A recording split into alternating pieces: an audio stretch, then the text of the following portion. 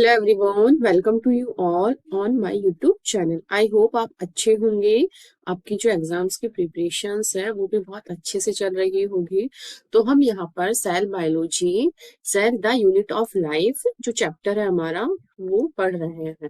इसमें हमने कहाँ तक देख लिया था? हमने एंडोमेम्ब्रेन सिस्टम देख लिया था सेल ऑर्गेनेल्स में। उसमें 4 इंक्लूड होते हैं: endoplasmic reticulum, Golgi apparatus, lysosome and vacuoles. ये सारी हमने कंप्लीट कर ली थी। फिर उसके बाद हमने देखा था माइटोकॉन्ड्रिया। माइटोकॉन्ड्रिया के बारे में भी हमने सब कुछ देखा था कि किसके अंदर माइटोकॉन्ड्रिया का नंबर ज्यादा होता है, किसमें कम होता है। मसल सेल जब हम एक्सरसाइज करते हैं या ज्यादा रनिंग करते हैं, जो बच्चे होते हैं वो दिन भर खेलते हैं, क्योंकि उनके अंदर क्या है, फिजियोलॉजिकली एक्टिव जो माइटोकॉन्ड्रिया होते हैं वो बहुत ज्यादा प्रेजेंट रहते हैं। इस वजह से उनमें क्या बहुत ज्यादा एनर्जी रहते हैं। जब हम भी एक्सरसाइज वगैरह करते हैं तो माइटोकॉन्ड्रिया से जो एनर्जी रिलीज होती है, तब हमारी बॉडी में भी माइटोकॉन्ड्रिया का जो नंबर है वो वेरी करता है। ये सब चीज हमने देख ली थी। और माइटोकॉन्ड्रिया जो होता है सेमी ऑटोनोमस ऑर्गन होता है, क्योंकि उसके पास उसका खुद का डीएनए राइबोसोम प्रेजेंट होता है, जिससे क्या है वो अपने प्रोटीन्स क्या है खुद से सिंथेसिस कर सकता है एंड उसके अंदर बायोजेनेसिस की प्रोसेस होती है। आज का हमारा ऑर्गेनेल है क्लोरोप्लास्ट, जिसको प्लास्टिड भी बोलते हैं। अब है plastids. Plastids are found in the all plant cells. जितनी भी प्लांट सेल्स होती है उसके अंदर प्लास्टिड्स जो है वो प्रेजेंट होते हैं। एंड इन यूग्लिनोइड्स, यूग्लिनोइड्स क्या होता है? ये एक ऐसे माइक्रो ऑर्गेनिज्म होते हैं, यूनिसेलुलर माइक्रो ऑर्गेनिज्म होते हैं। ये देखो इसका डायग्राम है, जो कि फाइलम एल्गी से बिलोंग करता है। तो इसके अंदर यूग्लिना जो है वो आता है। ये यूनिसेलुलर ऑर्गेनिज्म होता है। These are easily observed under the microscope as they are large. फिर है they bear some specific pigment, जिनको ये लेके रखता है, those imprinting specific colors to the plants based on the presence and absence and type of pigment. Plastid can be classified into chloroplast, chromoplast and leucoplast. यहाँ क्या बोला गया है? इनके अंदर कुछ स्पेसिफिक टाइप का कलर देते हैं ये प्लांट्स को, क्योंकि अंदर स्पेसिफिक टाइप का पिगमेंट प्रेजेंट होता है। अब पिगमेंट की प्रेजेंस और एब्सेंस के बेस के ऊपर जो प्लास्टिड होता है हमारा, उसको हमने क्लासिफाइड किया है 3 क्लासेस में। एक है क्लोरोप्लास्ट, एक है क्रोमोप्लास्ट, एक है ल्यूकोप्लास्ट। ये देखो क्लोरोप्लास्ट के स्ट्रक्चर है, सॉरी प्लास्टिड की स्ट्रक्चर है। ये देखो इसका खुद का डीएनए इसमें प्रेजेंट रहता है, इसका राइबोसोम भी खुद का रहता है इसके अंदर। ये जो रीजन है लैमिना है, इस तरह से यहाँ क्या है ग्रेनम प्रेजेंट होता है। ये सिंगल है हमारे ग्रेनम। अब यहाँ ये इस तरह से जो सिक्के की ढेरियां होती है उसकी तरह अरेंज हो जाता है, तो क्या बोलता है, इसको ग्रेनम बोलते हैं। लेकिन जो ये सिंगल होता है, ये इस तरह से सिंगल में सिंगल बनाते हैं, इसको बोलते हैं थाइलाकॉइड। ये है थाइलेकोइड। लेकिन थाइलेकोइड जो होता है वो एक के ऊपर एक ढेरी के रूप में या सिक्के की ढेरी के रूप में इकट्ठे हो जाते हैं, तो स्टॉक ऑफ थाइलेकोइड्स को बोलते हैं ग्रेनम। अब यहाँ क्या होता है, दोनों थाइलेकोइड्स को मिलाने वाली जो लाइन होती है इस तरह से, इसको बोला गया है हमारे लैमिना।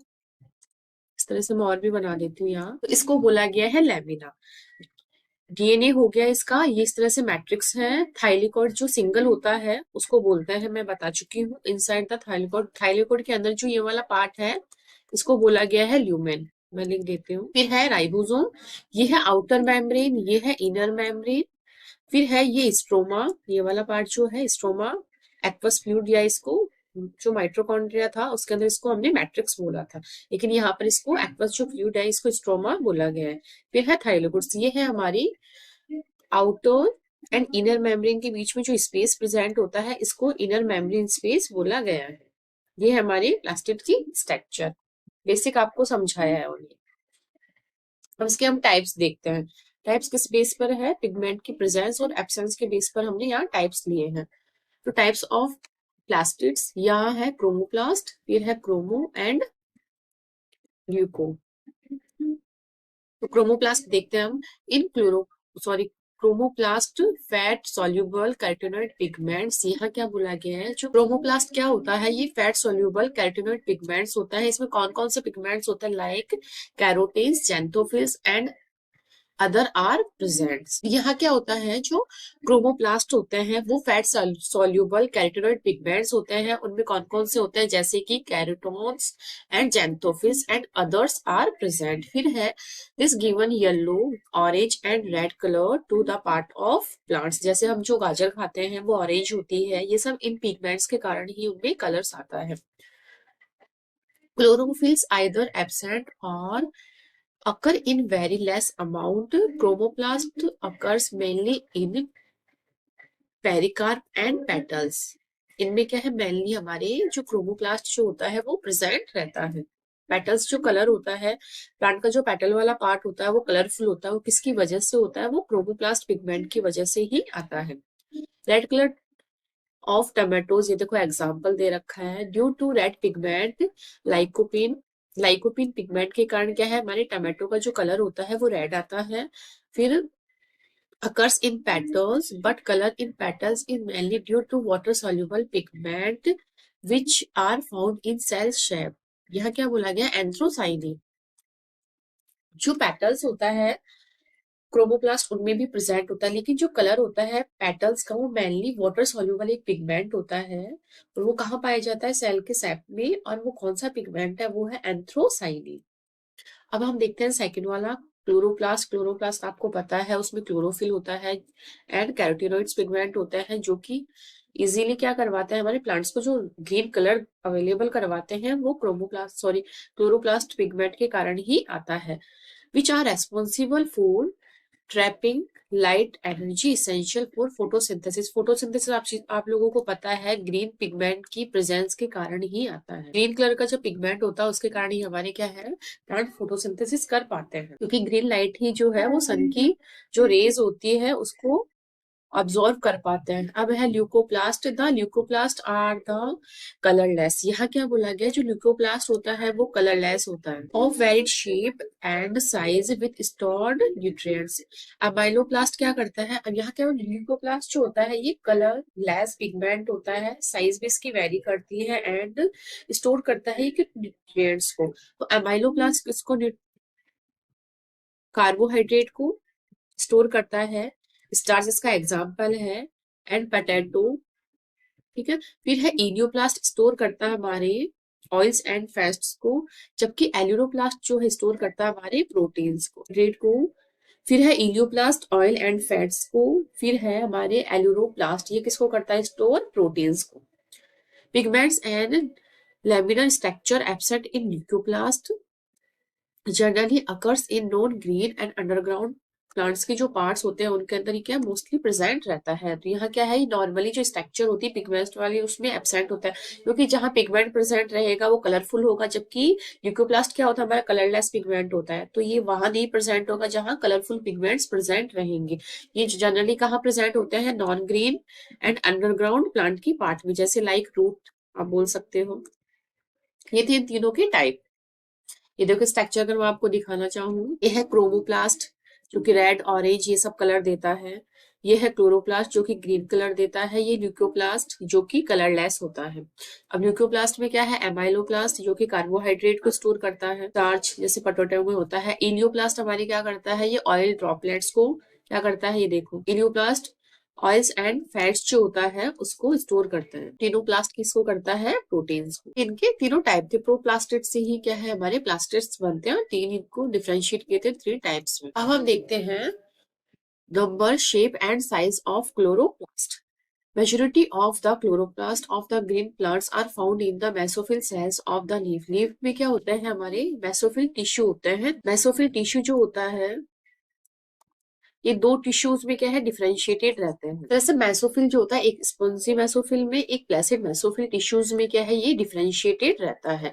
तो यहाँ क्या बोला गया है, ये पाया जाता है ग्रीन प्लांट्स के मेसोफिल्स टिश्यूज में, लीफ के स्ट्रक्चर में ये दोनों चीजें क्या है, प्रेजेंट रहती है। फिर है number, very from 1 per cell of the Chlamydomonas a green alga to 20 to 40 per cell in the mesophyll। Chlamydomonas जो सेल होती है एक तरह का ग्रीन एल्गी है, इसके अंदर क्या है, एक ही सेल प्रेजेंट होती है, जबकि हमारे जो अदर और जिसमें मेसोफिल सेल्स होती है लीव्स की, उसमें क्या है 20 टू 40 नंबर में ये प्रेजेंट होता है। ये लेंस शेप की सेल्स होती है, oval, spherical, discoid and even ribbon shaped. Length and breadth are also variable. Length जो होती है 5 to 10 mm, ब्रेथ जो होती है 2 to 4 mm प्रेजेंट होती है। ये चीजें जो होती है साइज शेप वगैरह ये सब चीजें क्या स्पीसीज टू स्पीसीज क्या है वेरी करती है। तो हम किसी के लिए भी फिक्स नहीं बोल सकते इसकी साइज इतनी होगी इसकी ब्रीथ इतनी होगी, ये चीज आपको ध्यान रखनी है। अब हम देखते हैं क्लोरोप्लास्ट जो होता है उसकी स्ट्रक्चर क्या होती है। Like mitochondria the chloroplast are also, mitochondria भी आपको पता है डबल मेम्ब्रेन वाला ऑर्गेनेल ही था, ये भी डबल मेम्ब्रेन वाला ऑर्गेनेल है।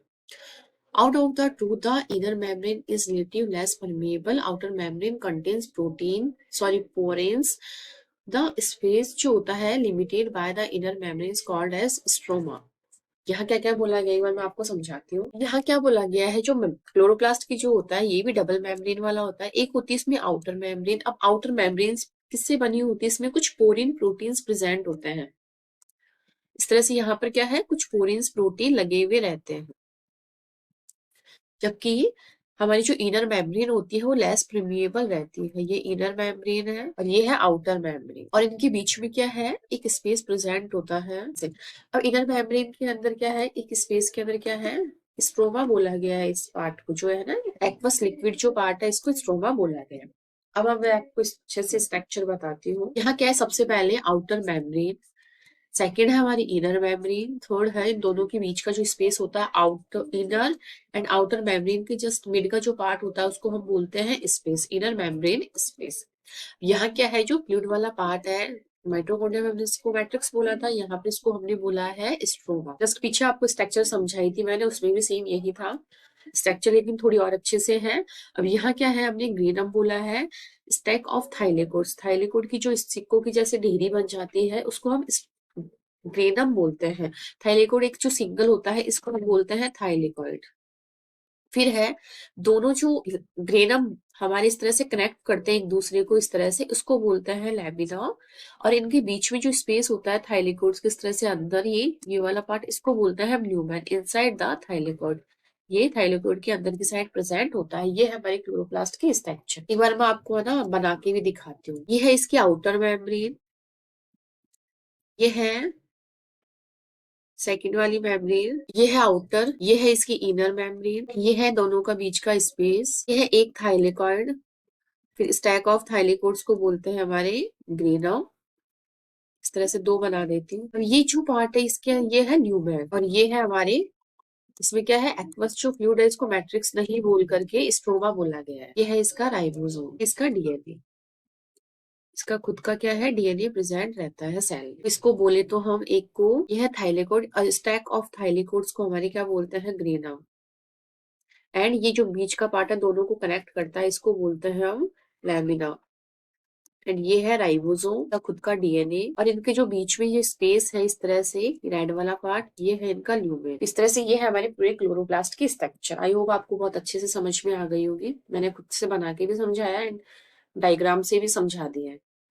अब हम देखते हैं कंपोनेंट्स ऑफ स्ट्रोमा। अब स्ट्रोमा के अंदर क्या क्या होता है, स्ट्रोमा कौन सा पार्ट होता है, क्लोरोप्लास्ट का जो एक्वस पार्ट होता है उसको स्ट्रोमा बोला गया है। थाइलेकोड होता है इसके अंदर, सबसे पहले थाइलेकोड ये वाली स्ट्रक्चर होती है, इसको बोलते हैं thylakoid. In the stroma number of organised flattened membranous sacs are present called as thylakoids. Thylakoids are arranged in stack like the piles of coins. ये देखो called as grana. grana होता है ये पूरा, काफी सारे अमाउंट में इसको बोलेंगे लेकिन सिंगुलर होता है, नॉर्मली एक ही इस तरह से प्रेजेंट रहेगा स्टैक, इसको हम ग्रेनम बोलते हैं। और the integral thylakoids, each chloroplast contain 40 to 60 granum. फिर है stroma lamina and flattened channel and stroma thylakoids are flat membranous tubule connecting the thylakoids of different grana. Stroma lamina क्या होती है, इस तरह से एक थाइलेकोइड का जो ये स्टैक होता है इससे दूसरा थाइलेकोइड स्टैक जुड़ता है, तो बीच में इस तरह से स्ट्रोमा लैमिना, ये वाला जो पार्ट है स्ट्रोमा लैमिना प्रेजेंट रहता है। ये थाइलेकोइड का स्टैक जो होता है एक ग्रेनम सेकंड ग्रेनम, दोनों ग्रेनम्स को बीच में कनेक्ट करती है, connecting the thylakoids of different granum. One granum second granum को आपस में कनेक्ट करती है हमारे कौन सा वाला part, stroma lamina. The membrane of the thylakoid unclose A space, जो मेम्ब्रेन होती है इस तरह से थाइलेकोइड की जो बीच वाला पार्ट है उसको हम ल्यूमेन बोलते हैं। Chlorophyll photosynthetic pigments are present in the thylakoid membrane, a photosynthetic functional unit, photosynthesis functional unit located in thylakoid membrane. Thylakoid की मेम्ब्रेन जो होती है उसके अंदर फोटोसिंथेसिस फंक्शनल यूनिट प्रेजेंट होती है।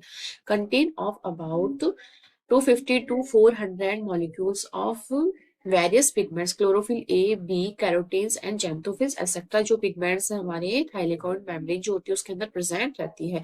इसको क्या बोला गया है, काफी सारे पिगमेंट्स को क्वांटासोम्स। इस लाइन का वापस से मैं मतलब समझाती हूँ। क्लोरोफिल जो है प्रेजेंट होता है थाइलेकोइड मेम्ब्रेन के अंदर, इस वाले जो अंदर वाला पार्ट है इसको हम ल्यूमेन भी बोल सकते हैं।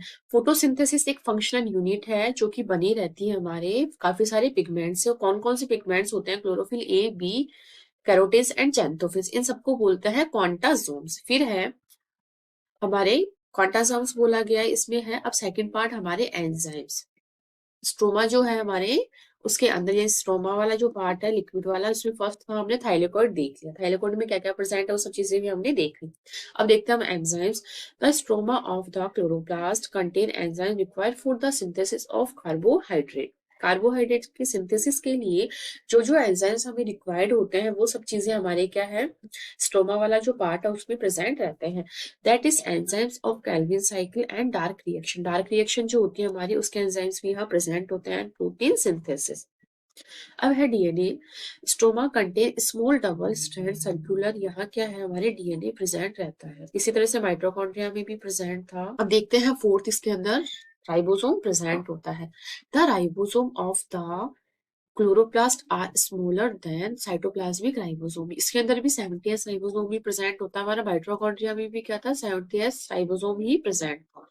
Chloroplasts have their own genetic system, complete protein synthesis machinery, double-stranded DNA, RNA, ribosome, enzyme, amino acid, but enzymes for photosynthesis are synthesized by both genes of nucleus and chloroplast. Thus, chloroplasts are also called as semi-autonomous organelle of cells.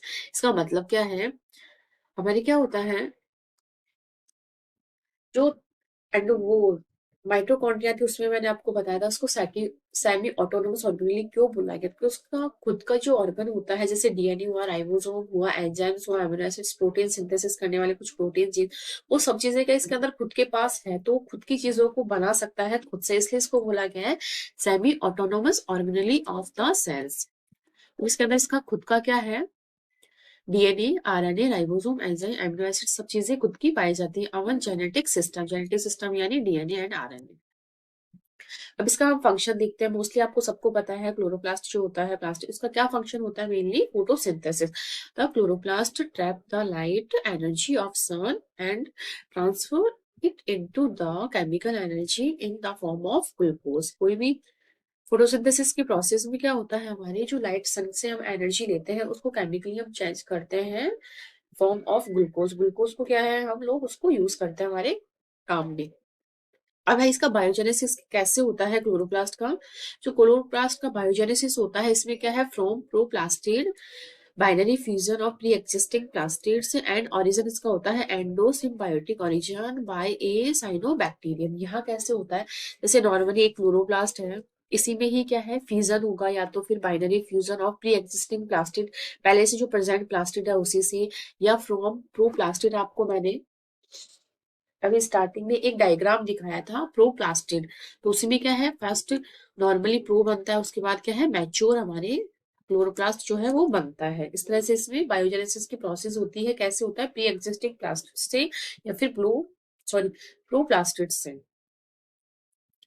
ये था हमारा पूरा chloroplast की structure, उसके function, उसके types, वो सब चीजें मैंने आपको बता दी। अब हम कुछ पॉइंट्स देखते हैं। Mitochondria supply most of the necessary biological energy through oxidising substrate of TCA cycle, जिसको क्रेब्स साइकिल भी बोलते हैं। फिर है mitochondria are the site of aerobic respiration. Aerobic respiration की क्या है, ये एक साइट होती है। Mitochondria produce cellular energy in the form of ATP, ये चीज बहुत इंपॉर्टेंट है, एटीपी का फॉर्मेशन करती है, इस वजह से इसको क्या बोलते हैं, power house of the cell.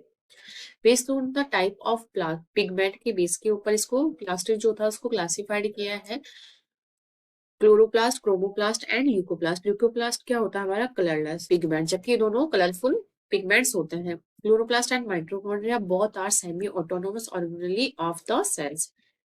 ये चीज बहुत इंपॉर्टेंट है। माइटोकॉन्ड्रिया और क्लोरोप्लास्ट जो होता है हमारा, वो दोनों सेमी ऑटोनोमस ऑर्गेनेली होते हैं। इसको क्यों बोलते हैं? इनके अंदर का खुद का डीएनए प्रेजेंट होता है, राइबोसोम, आरएनए, सब चीजें प्रेजेंट रहते हैं, इसलिए इन दोनों को सेमी ऑटोनोमस ऑर्गेनेली के साथ साथ इनको हम बोलते हैं। बायोजेनिस जो होता है इनका, इन दोनों में बायोजेनेसिस की प्रोसेस भी पाई जाती है। ये चीज भी आपको देखनी है। तो ये था हमारा आज का ऑर्गेनेली प्लास्टिड। आई होप आपको अच्छे से समझ में आया होगा। फिर भी कोई डाउट है तो आप कमेंट सेक्शन में कमेंट करके पूछ सकते हैं। अगर अभी तक आपने चैनल को सब्सक्राइब नहीं किया है तो प्लीज इसे लाइक कीजिए, सब्सक्राइब कीजिए, ज्यादा से ज्यादा लोगों तक शेयर कीजिए। Thank you.